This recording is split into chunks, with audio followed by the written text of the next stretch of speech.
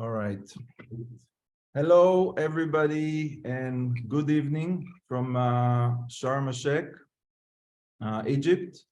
We're here on the third day of the COP conference, and we're reporting to you live from the Climate Restoration Villa. It's just very exciting to be here and to be here with all of you. So first, we have a few people spread around the villa in different locations. We want to say a quick hi to team number 1, which is sitting next to the pool. Can you unmute yourself and say hi to everybody?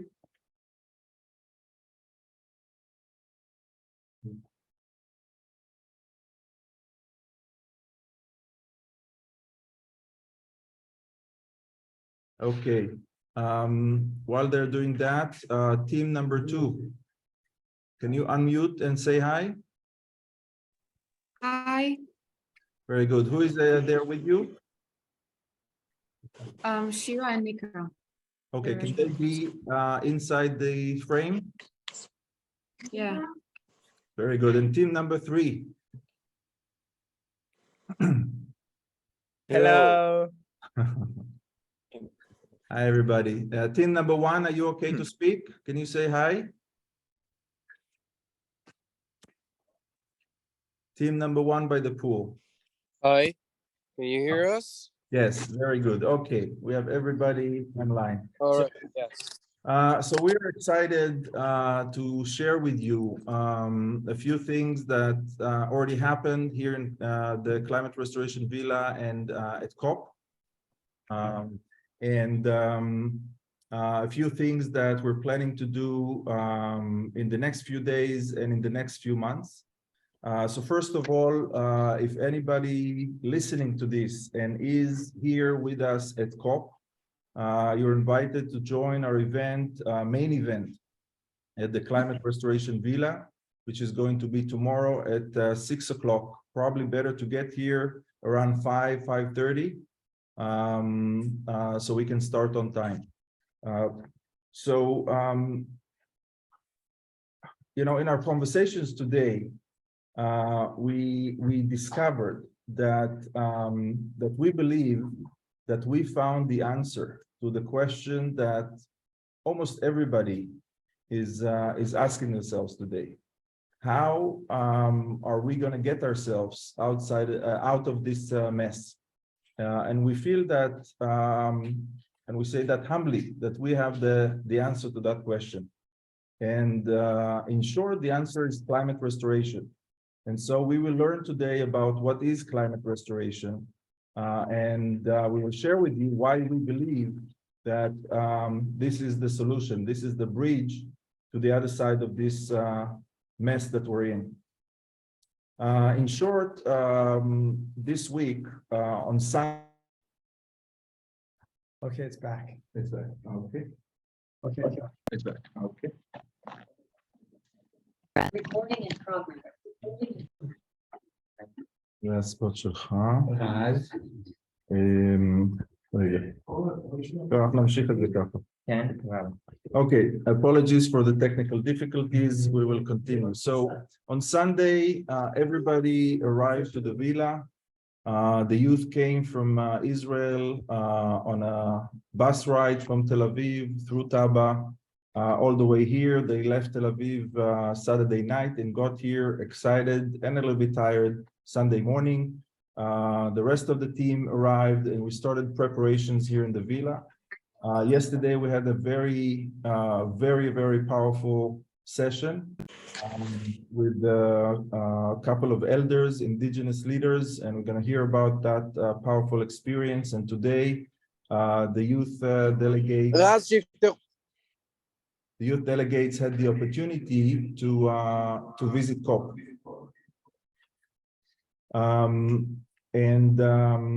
Now I want to introduce the people around me here. So I'm going to start with myself, first of all. So my name is Ilan Mandel. To those that don't know me, I've been on this climate restoration journey for 5 years now, launched with Peter the Foundation for Climate Restoration in 2017. and with Ilana, the Climate Restoration Network last year. And today, here in COP, we're launching a new organization, the Climate Restoration Safety and Governance Board. And that main event that I mentioned, that's going to be tomorrow at the Villa, is the launch event, the Climate Restoration Safety and Governance Board. To my right is Peter Fiakovsky. I'm going to introduce him a little bit more down the road, but as far as I'm concerned, Peter is the godfather of climate restoration and really the cause behind everything that is happening here. Without him, nobody, none of us would be here today. And on my other side is Ilana, my partner, my life partner, my business partner. She's a math teacher by profession, an NLP master. She's leading retreats, doing spiritual and conscious work. She's also a businesswoman. She had 4 alternative clinics, and she's just an unstoppable power. As a matter of fact, without her, none of this would have happened as well. Very good. So a couple of words about the Climate Restoration Network. The Climate Restoration Network is a network of climate restoration centers, each center working with a community or municipality to deploy climate restoration solutions locally and regionally. That includes first and foremost carbon capture, and then also emission reduction, regenerative agriculture, zero waste, energy independence, and food security. So this is really the infrastructure that we need to upgrade to restore the climate and be ready for what's coming.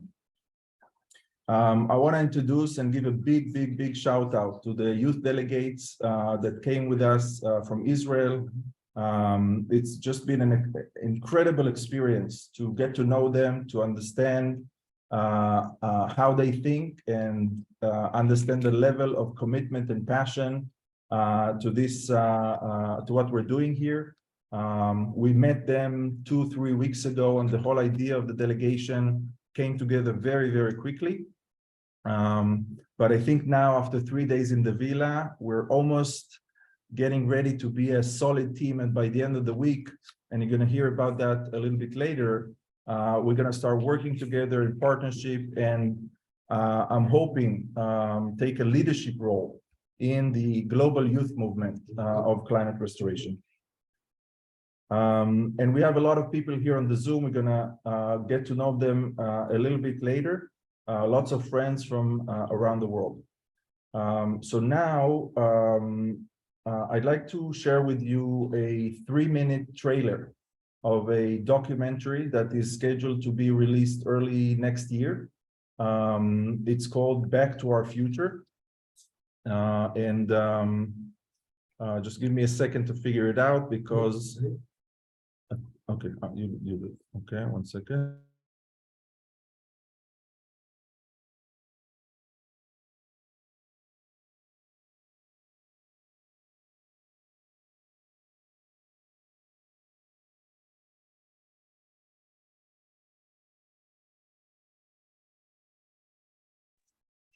Okay, so the documentary trailer that we're going to see, as I said, is called Back to Our Future.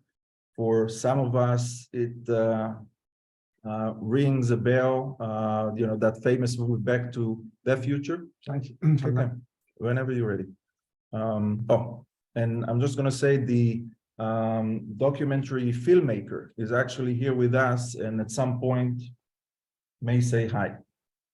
All right, go ahead.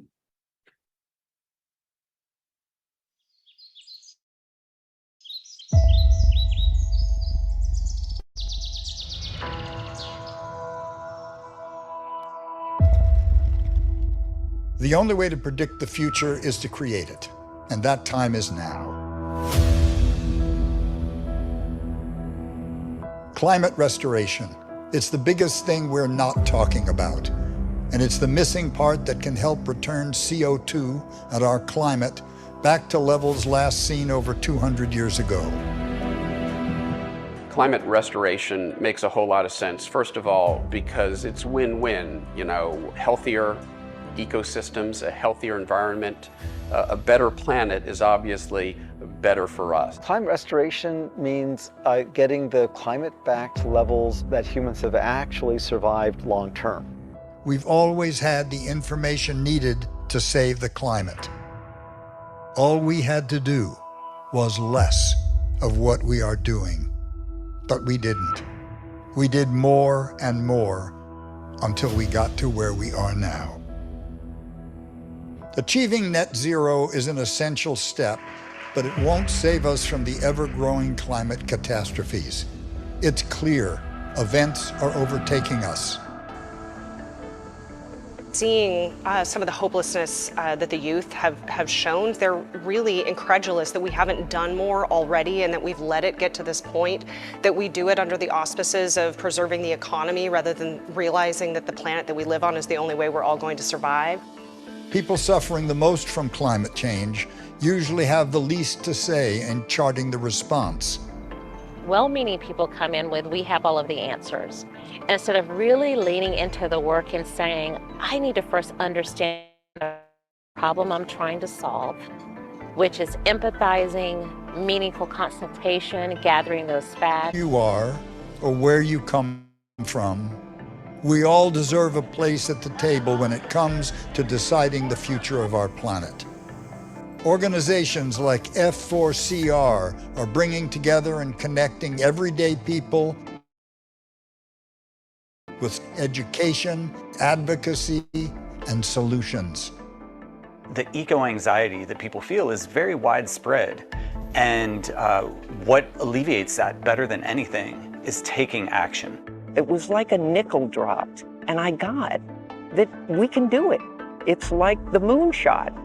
Science and solutions to address climate restoration are available now and are being developed to become scalable, permanent, and financeable.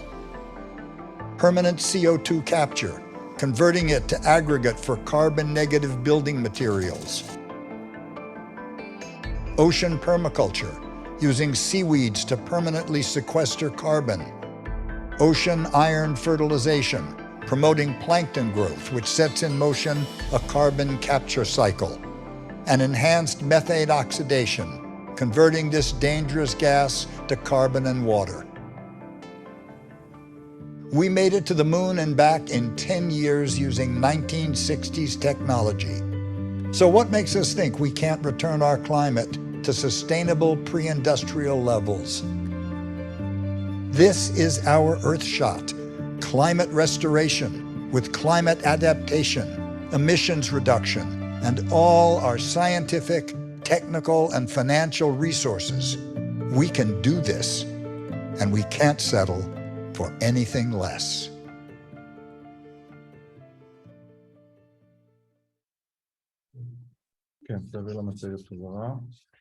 All right, so great work by John. I don't know if he's here to say hi, but he's around here. And like I said, the documentary film is going to be out early next year.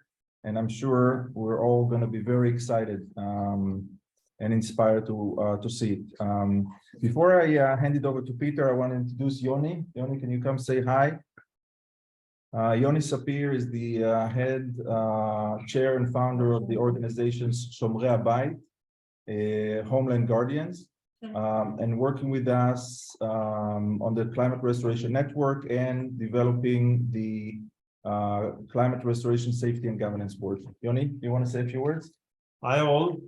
I just want to say I'm glad to be here in the Climate Restoration Villa. I met you amazing people, especially amazing young people, amazing scientists, amazing solutions, and it gives me lots of hope. Thank you. Thank you, Yoni. All right, so Peter Fiakovsky is an MIT-educated physicist and engineer, entrepreneur, philanthropist, and author. He holds 27 patents. A decade ago, Peter turned his energies to restoring a climate that will promote the flourishing of humanity. He launched the Foundation for Climate Restoration in 2017 to work with top scientists, policymakers, and entrepreneurs to create the understanding and policy needed to further climate restoration. He served as board chairman until 2020. Peter has invested and advised to many companies working in climate restoration, in particular in synthetic limestone, clean energy financing, cold fusion, ocean restoration, kelp, and methane oxidation. Peter is also the author of the book Climate Restoration, The Only Future That Will Sustain the Human Race. It's available on Amazon, and you can just search for it and get it. The people that will be here tomorrow will get a free copy signed by Peter with a hug also. Very good. So reminder, tomorrow, 6 p.m. at the Climate Restoration Villa, we have the launch event of the Climate Restoration Safety and Governance Board. We have a book signing event. We're going to see a longer trailer of the documentary. And we may have a rock and roll star that wrote a song for climate restoration do a performance here. We're hoping that that's going to happen. So without further ado, Peter, can you tell us a little bit about what is climate restoration? And we want the first slide, please. Hold it for a second. Okay. Just get it. Yeah. So first of all, thank you everyone for being on, and thank you to the youth for coming down from Israel.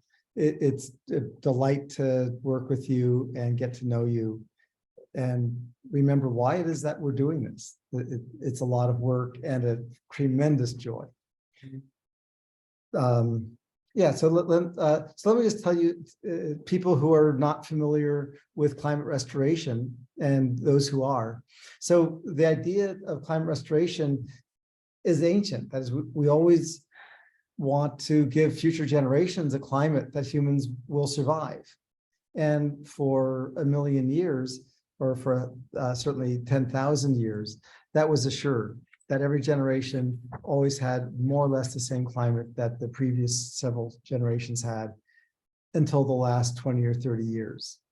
And the climate restoration is a new idea, to actually restore the climate intentionally, to accidentally burn down a forest or accidentally damage the fish in a pond or even a lake.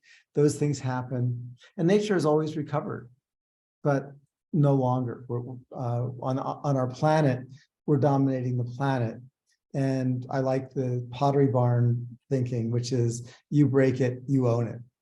And so I look at it as nature has said, well, guys, you broke the climate. If you want to survive, you got to fix it. And if you don't, then we'll kick you out of the store. So let's pull up the first slide. The first thing people usually ask about restoring the climate is it really possible? And let's see if this slide comes up. Okay, so many people who have been involved with climate for a while are familiar with this graph. This is the CO2 over the last concentration on our planet over the last 1 million years. And what you can see, it's gone up and down, up and down, up and down. On the far right, you can see at the present, it's, well, when this was done about 5 years ago, it was 400 parts per million. It's now 420. But you can see it's way above the line in the middle, which is the highest level that humans have ever survived long-term, which is 300 parts per million.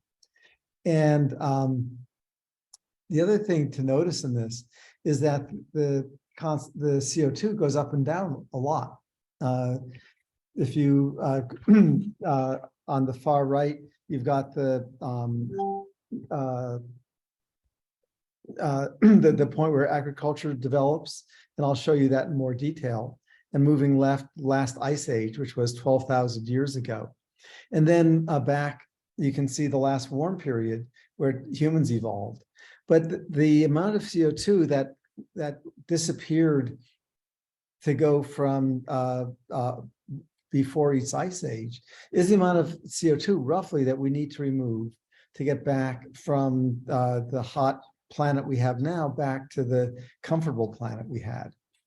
So, oops, oh, next slide. So here, this is instead of 1 million years, this is a hundredth of that. This is 10,000 years.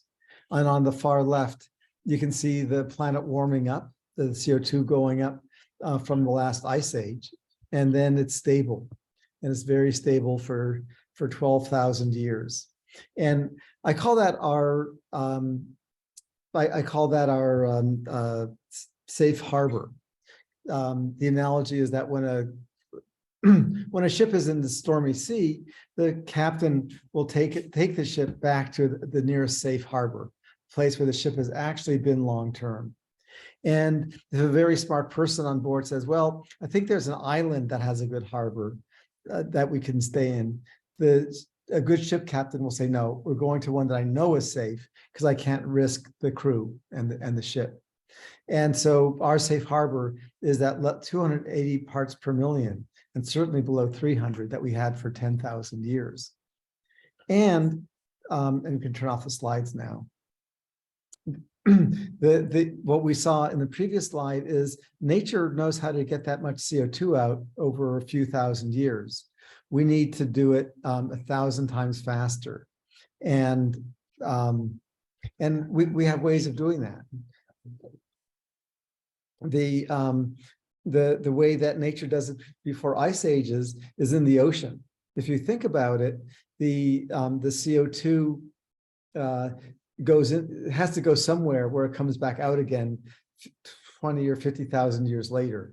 And the ocean is the only place that can be done. And it turned out that about 30 years ago, scientists figured out how that worked. And I'm not going to go into the details of it, but it has to do with photosynthesis. And most of us are familiar with the value of growing trees, because trees, when they grow, the wood contains carbon. So it pulls carbon out of the air and sequesters it in the wood. And that's good. But the not so good part is after a few decades, or maybe even 50 or 100 years, the tree is going to die naturally. And then it'll rot or burn, and the carbon goes back into the air. So it's great, but it's not permanent. In the ocean, when you have plants grow, they grow and they provide food for fish. And when they die, they sink, and they don't. And so the carbon that they pull out of the air stays sequestered for as long as the biocarbon is sunk in the deep ocean, which is, with ice ages, typically about 50,000 years. And it turns out that most of the carbon doesn't go down to the ocean floor, maybe 10%. But we know how to do that, how make that same thing happen by ourselves. And we've seen it around volcanoes and dust storms. And I don't want to take a lot of time on it, but the point is, we know how to do it. We also know, bring me the limestone. Oh, it's over there. Yeah. The other thing that nature does is it sequesters almost all of the carbon in our atmosphere as limestone on the bottom of the ocean. If you think of the White Cliffs of Dover, that's limestone, and that's 99.9% of all the carbon on our planet was sequestered naturally by the skeletons and shells. There's a company in Silicon Valley near where I live, which does it synthetically. And you can think of a processing plant that does what an oyster does. Imagine a small oyster, and it makes this big shell. And the chemistry for that is both simple and complicated. It's not that hard to do, but you have to do it carefully. And this is some of the limestone that they produce. It's just round limestone rocks, and it's perfect for concrete, like any limestone is. And we use enough of that commercially, so that in 30 or 40 years, we could actually get all the carbon we need to restore the climate and sequester it in limestone and sell it for building our roads and buildings. So the bottom line is, we have what it takes to restore the climate. And you might ask, well, wait a minute, if we've had for many years the methods to restore the climate, why haven't we done it?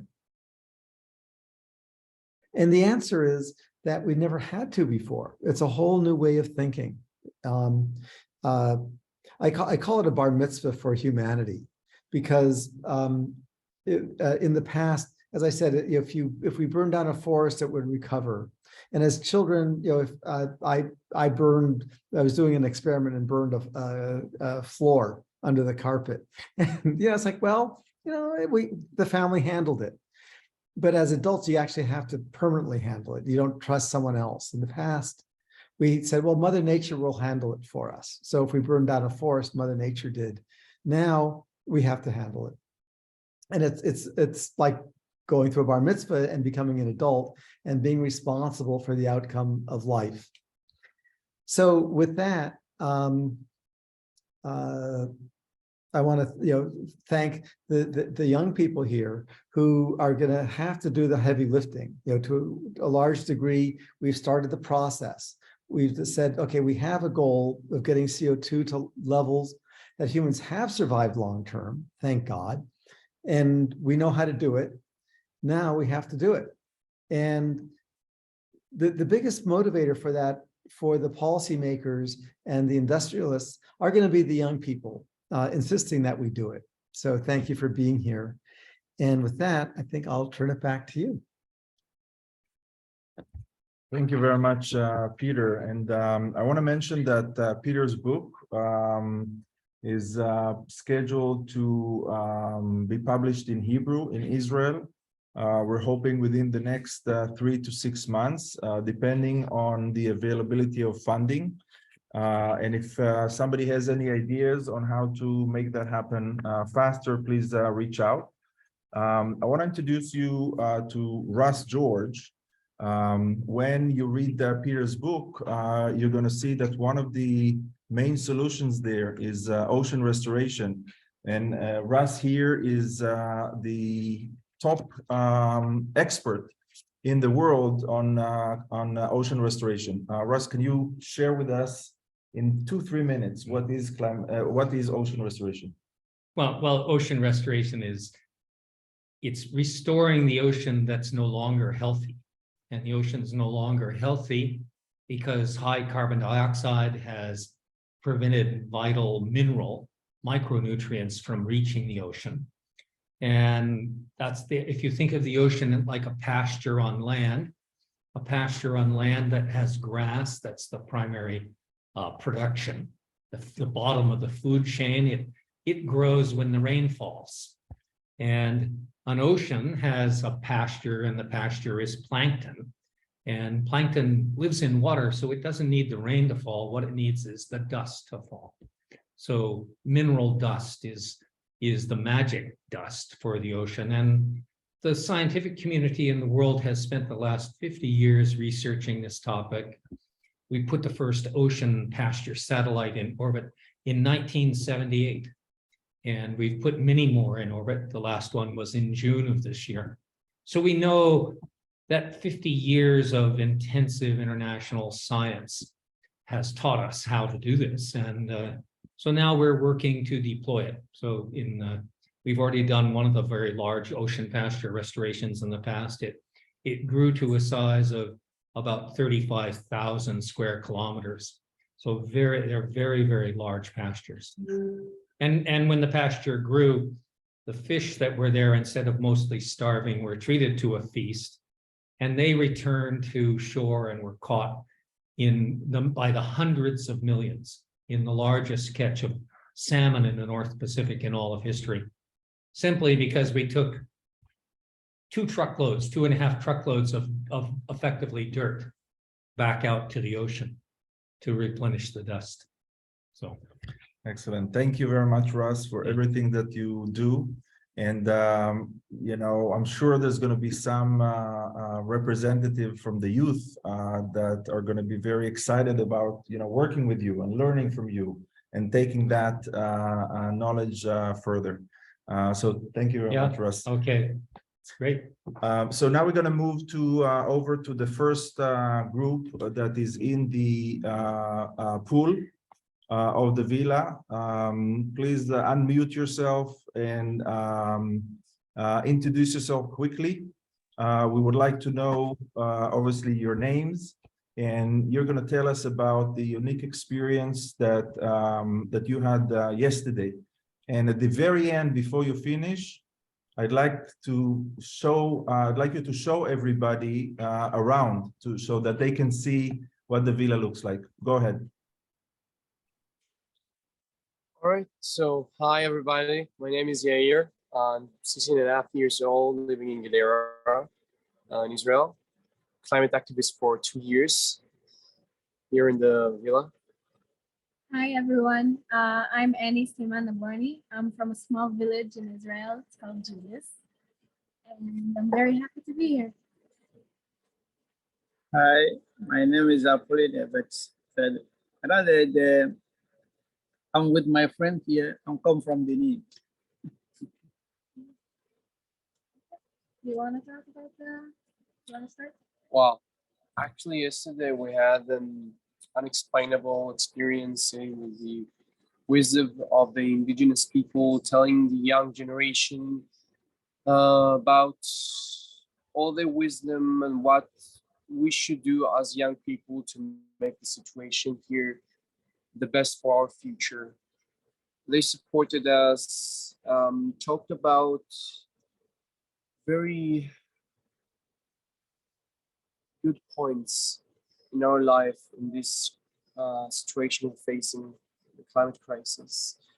And we talked with them about how is it living in the reality of the climate crisis. Do you want to share what you said in the circle? Yeah. So yesterday, it was really an amazing experience. We all sat together in a circle. The young people, the youth, and we sat around the fire pit and we just spoke about what the youth want for our future and what the elders have with all their wisdom that they could share with us. And they shared a lot. And that was one of the most amazing experiences of my life, where I really got to listen and learn from every word they said about everything. And yeah, and one of the things that were really important to me that they said that we talked about in the circle was I'm Druze, by the way. I'm not like the rest of the youth here. Most of the youth here are Jewish, and I'm Druze. And in the circle yesterday, we talked about it was so amazing that we were sad as so many different cultures, so many different people, each and everyone from different places, and we all came together. No wars, no arguments, no politics. We just came together and just spoke from our hearts and understood that the only way to restore our climate is together. Unity, there are no enemies. God loves everybody. And now it's the greatest time to start journey in the duration of the climate. There's no use of mitigation and adaptation anymore if there's no restoration. We want to believe in a normal world that you have been living in for so long. It's our right, and we believe in the right effort we put, and from your support and the collaboration between different generations, we will reach it. Yes, absolutely. Can I add something? I think it's very amazing when you have the youth, because the future is you. Yesterday we were talking about the responsibility. The responsibility of each person is what can be the follow-up, what can be our future. Tomorrow is for you. And to prepare tomorrow, you have to start now, right now. And it's individual change for collective action. And the climate change we're talking about, but now we have to see how can we change? It's not the climate change, it's the human being change and change the climate. Every day the human being activities make the poison for the nature. Mother Earth take that poison, ocean take the poison, the forest take poison. And what is the limit? we need now to think about what the future we want. We want for you, because you know we little by little we are very far from the beginning and we approach the end. And you start now. We give you the power to continue, and it's that's yesterday we have to share with you our knowledge, and you also you share with us your feeling and your work, and we are together. As my sister says, nobody is not, no politician, no religion, everybody can to be together, to be one, unity and love. When I'm talking about love, is a reality. Love to know we make a choice, we make a decision to restore the climate, because we are the one who destroy things. We are also the one who have to restore the climate. Maybe I just let another youth have speech and I can come back to speak again. Thank you, Ella. 1 minute just before we do the tour of the villa. I want to leave you with a sentence in 3 languages, because it's about all of us coming together.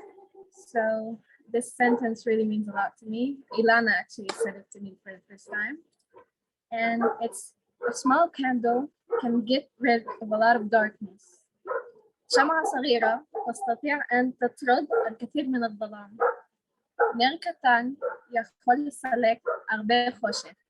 And together we can shine. Thank you. Thank you. Thank you. Remember, now we're having historical times. Thank you very much. Yair, can you show us just a little bit around the pool?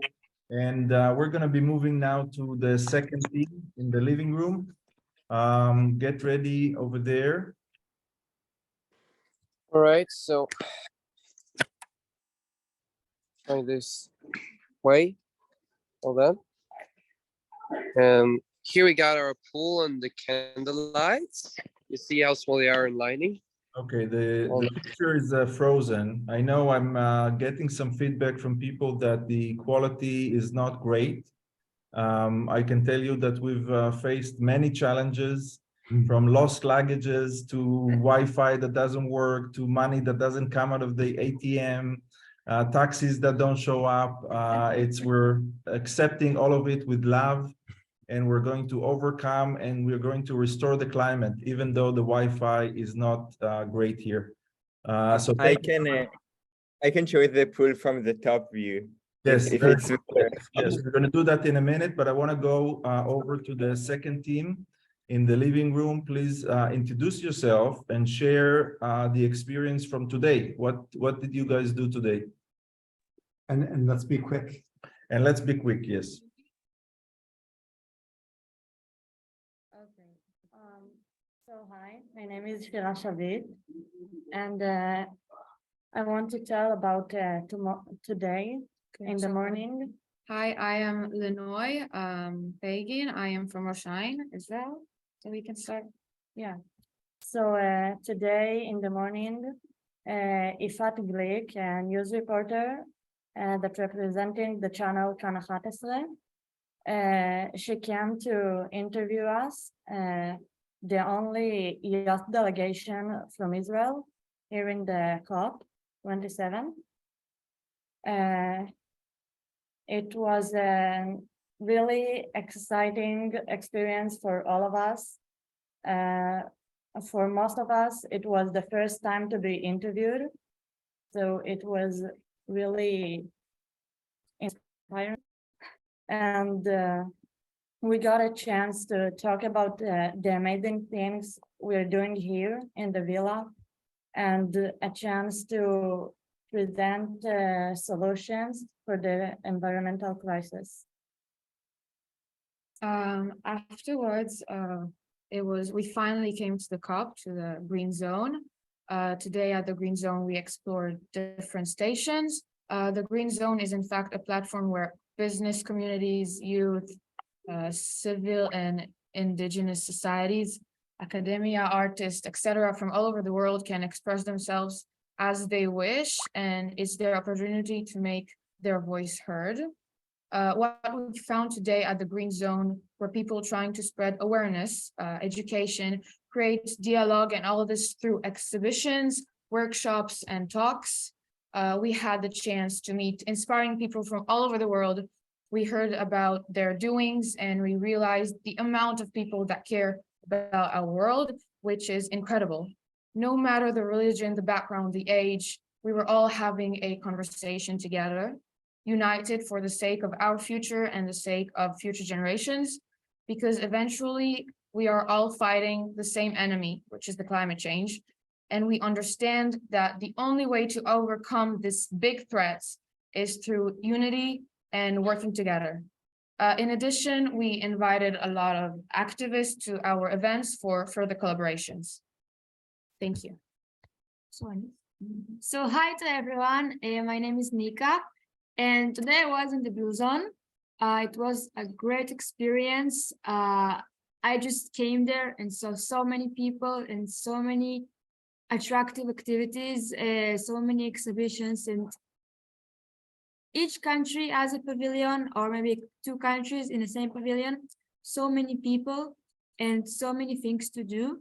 I've talked with a lot of people, a lot of governments. I saw the Israeli Minister of Environment. She also had a speech there. In the morning in the Israeli pavilion, we had startup exhibitions. There are 10 startups from Israel who came just to here to show all their technologies and all the things they are doing that will help solve the climate change.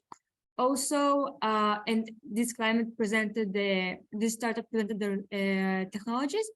Also, I've met a couple of ambassadors and the people the ambassadors work with. And so it's been a great day. We have done a lot, and I hope to keep doing it tomorrow. Thank you very much. Good. Thank you very much. And we're going to move up to the roof, to the team that is over there. These two amazing teenagers, leaders, powerful leaders, Raz and Alon. Please introduce yourselves and tell us what's going to happen next. Okay, hello, I am Alon, I am 17 and from Hakfar Yarok. Hello, I'm Raz, also 17, also from Hakfar Yarok, and we'd love for you to share a screen so we'll be able to make our exciting announcement.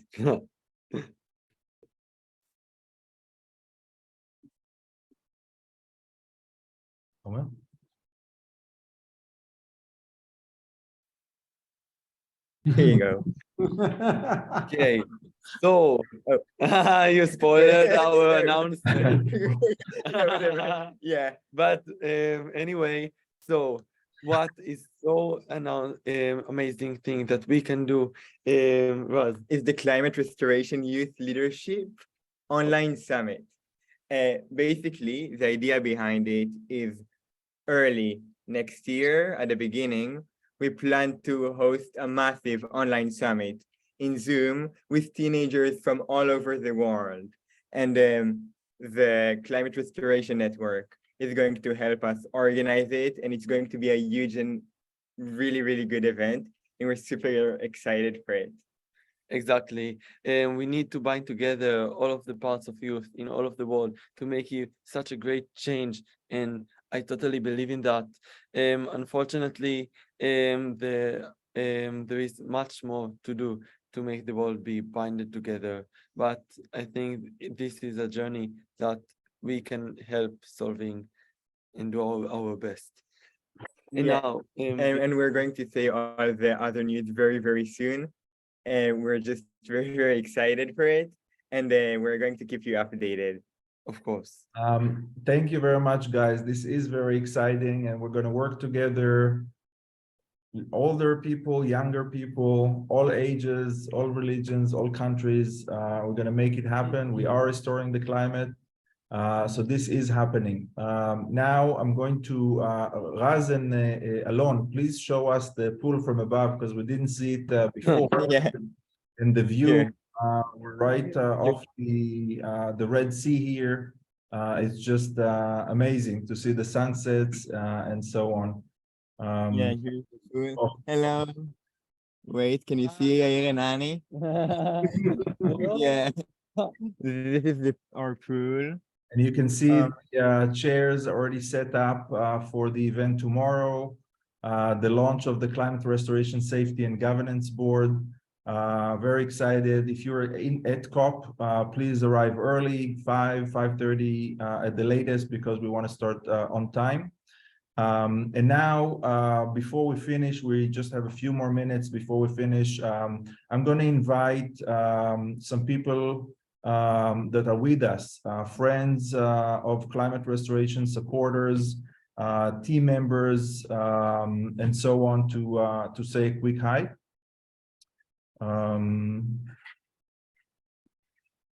Okay. So I'm going to start with Ephraim Wyeth. I was in California right now, and Ephraim is working with us to build the Climate Restoration Safety and Governance Board. Ephraim, are you with us?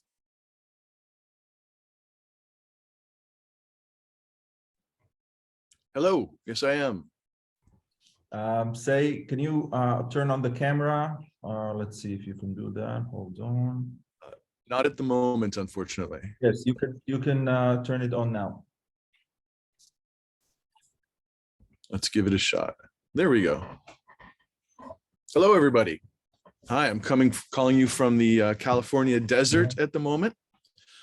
We're enjoying a rare bit of rain today. I hope that that's a good signal to continue us on our way for this work. I'm so honored to be here with all of you. I'm feeling the vibrant energy from 10,000 miles away.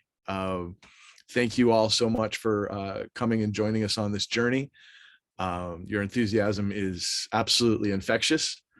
And I don't think I could say anything better than was just said by our youth delegates here. Is there anything in particular you'd like me to address, Ilan? No, just wanted to say hi, and we're going to do a very quick hello from different places in the world. Patricia, if you can open your camera and just say hi and how you're, what kind of important work you're doing with us. Thanks, Ilana. It's not giving me, oh, there we go. Yeah, it wasn't giving me permission to start my camera, but it's really wonderful to be with you all from Philadelphia. I woke up this morning to watch the full lunar eclipse, and just aware that that full moon is shining on us all, no matter where we are in the globe. And I just want to say how excited I am for especially what the youth are bringing forward. It's just absolutely fantastic. So I've been really honored and delighted to be part of this effort, and I look forward to watching it unfold and blossom. Thank you very much, Patricia. I'm trying to add Ola, who is Annie's mother. Ola, are you with us? Can you open your camera? Maybe she's not with us. Ofer is Raz's father. Are you with us, Ofer? I know, yeah, he's here with us at COP. Ofer is working with the, yeah, there's Ofer. You can open your camera here, Ofer, for a second. Hi. I see I have my background, it's my office, but it's I'm in Sharm also. and I met the team today, and it was really exciting and a wonderful thing you're doing here. Yeah, and I'm very proud of everybody on the team, and everybody here is also excited about what you're doing, and we wish you all the success. Yes, we want to thank you, the parents, that we are together with us, about your children, that you grow children that have so passion and care about the humanity. And they really, I feel like a proud mother. Every meeting I said, wow, incredible, this thing and these children. So I really want to thank you about your children. Really, really proud of them. And they really give to Israel and to all the youths a very good, big proud. Thank you. Very good. So we're out of time for this. We want to thank everybody that was on this Zoom. We want to thank the parents for making such great babies and then sending us. Eric, can you come over and say hi also? We want to thank all the climate restoration team here at COP and in other places. This is Eric. Please tell us about yourself. Hi, everybody. I'm Eric. I'm from Israel, from north of Israel. I'm so happy to meet your children. I learned so much today with them, and they are a source of pride for us all. And we need to keep good vibes in this. This is a happy mission, and we need to be very happy and dedicated for that. Thank you. Thank you very much. So we're in the middle of the first week of COP. The kids are going to go back to Israel Thursday night. Some of us are going to stay here for the second week and keep promoting climate restoration. I want to thank you very much and say good night. Omer, please open your camera. Of course. Hold on. Say something. Yes, you can open your camera now. Work so hard, so thank Yes, you. Omer is the guy that is just making everything works, logistics, production, all of it. Thank you so much, Omer, for your work, really. You can speak up. I think they're going to hear it. Okay, good evening, everyone. My name is Omer Barak. I'm a member of CRN focusing on waste management. A quick recommendation of Peter's book. I read Peter's book, Climate Restoration, and let me tell you, I couldn't put it down. And if you want to become educated about climate restoration, this is the book for you. Thank you. Thank you, Peter. Yes, coming soon in Israel, in Hebrew.